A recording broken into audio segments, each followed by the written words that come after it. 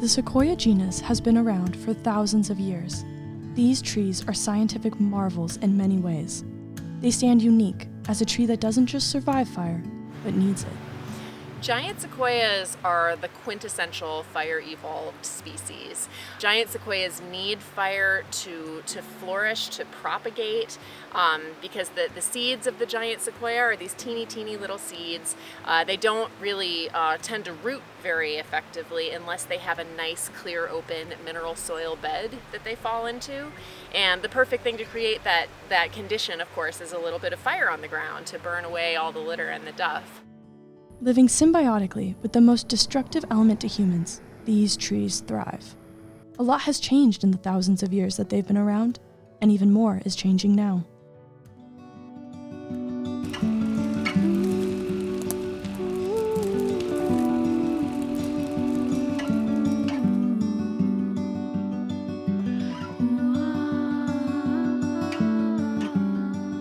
The Sequoia genus includes the Sequoia sempervirens, also known as the coastal redwoods. Sequoiadendron are known as giant sequoias. Both sequoia species are native to parts of California, yet the varying habitats in which they grow have caused each of them to adapt in different ways.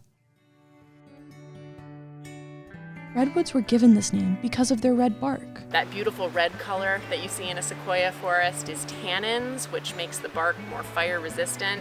The bark is also really sort of light and spongy. The resilience of giant sequoia, a big part of it is just how thick their bark is. They have an amazingly thick bark. Typically on a big sequoia, it might be 8 inches to a foot thick. Coastal redwoods are found in Northern California, as well as some parts of Southern Oregon. Pre-colonization, it was not unusual for them to go 10 to 30 years between having fires. They were also accustomed to intense, hot fires that would scorch up into the canopy. They come in and burn like most of the understory trees and probably scorch most of the canopy of the big overstory trees, but those trees survive. They are able to do this because they can resprout.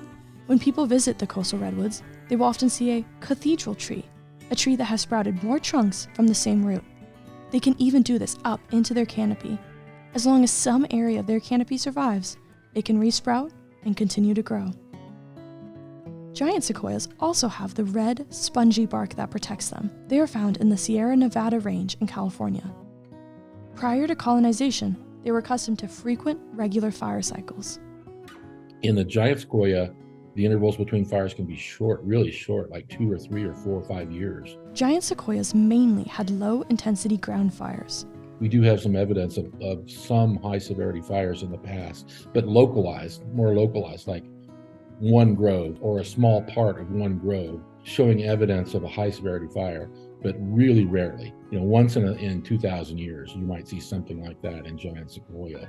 Unlike coastal redwoods, giant sequoias cannot resprout from their crowns when scorched.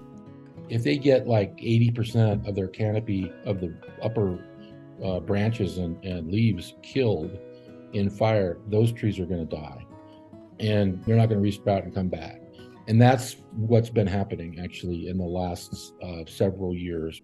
Fires across the giant sequoia range are becoming hotter and more intense.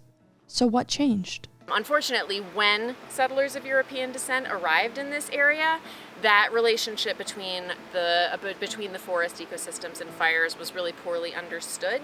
And like other federal land management agencies of the time, we all fell into this way of thinking that fire is bad for the forest, we've got to put out all of the fires, and then we will be doing the best work that we can to take care of the forest.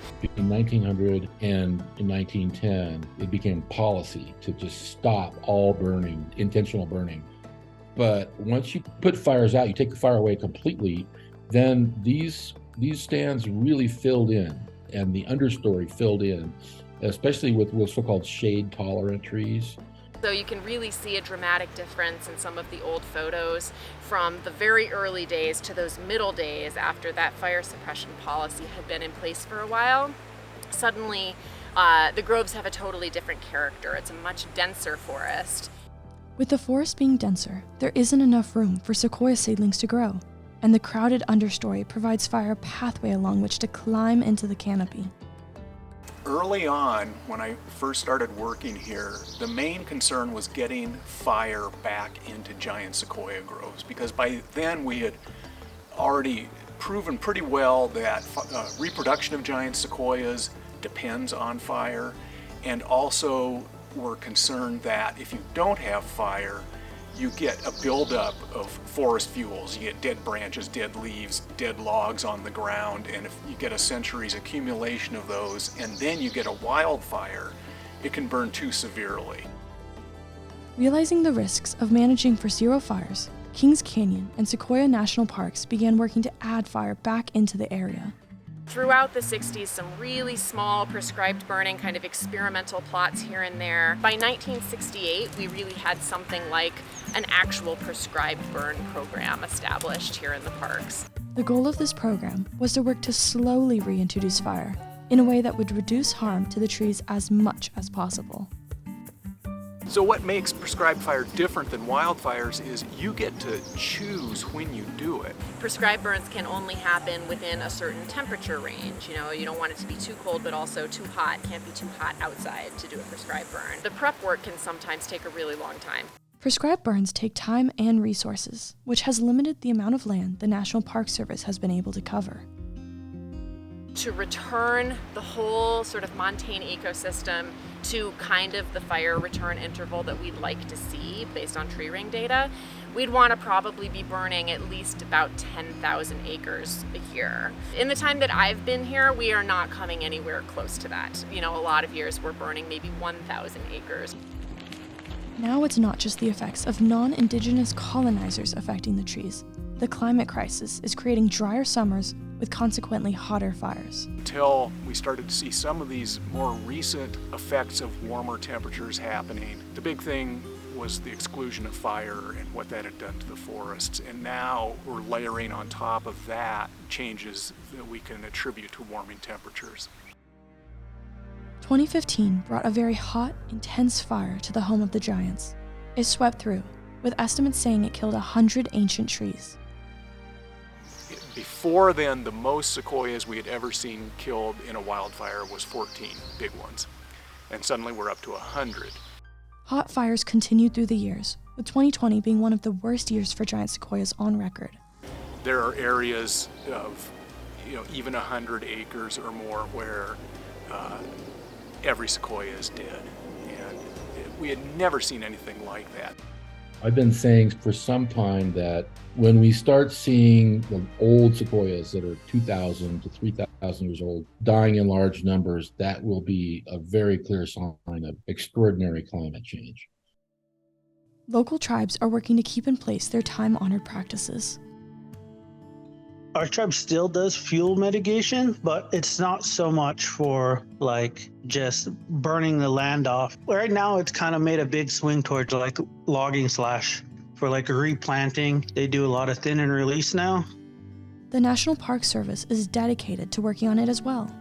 We really are trying to redouble down on our efforts to protect sequoia groves, to just get in and do some fuels work.